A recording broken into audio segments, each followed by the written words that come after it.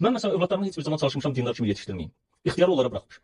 Bəzilərinin din alimi dediyi Elşad Miri, bax, budur. Adam öz dili ilə deyir ki, mən heç vaxt çalışmamışam ki, evladlarımı dindar böyüdüm. Əksinə buraxmışam onların öz ixtiyarlarına. Başqa bir çıxışında isə deyir ki, evladların içində bir inanc var. Onların fitrətində bir inanc var.